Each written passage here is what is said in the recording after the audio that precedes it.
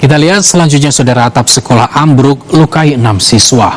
Dari Cirebon, Jawa Barat, 2 kelas sebuah gedung SMP ambruk dan menimpa 10 siswa yang tengah menjalani remedial. 6 siswa terluka akibat kejadian ini.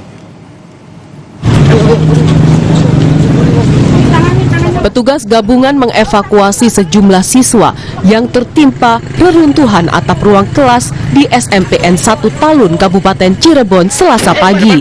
Saat kejadian, 10 pelajar berada di ruang kelas 9 tengah menjalani remedial. Tiba-tiba, atap ruang kelas itu ambruk. 2 orang luka berat langsung dibawa ke rumah sakit, sementara 4 orang dibawa ke puskesmas. Jam 8.15 itu tiba-tiba suara tidak ada angin, tidak ada apa. Bangunannya nggak terlalu lama sih, tapi kalau bangunan ininya lama. Atapnya baru. Kapan Pak itu terakhir? 2021 lah.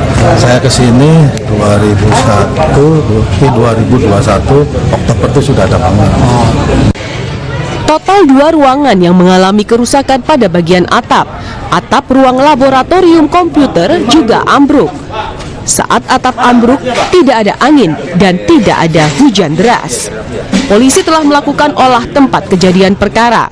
Tentunya kami mengamankan TKP, kemudian mengevakuasi korban, juga mengantisipasi jangan sampai ada masyarakat yang juga terkena kembali dari peristiwa ini. Kemudian kami juga melakukan olah TKP tentunya untuk melakukan penyelidikan lebih lanjut.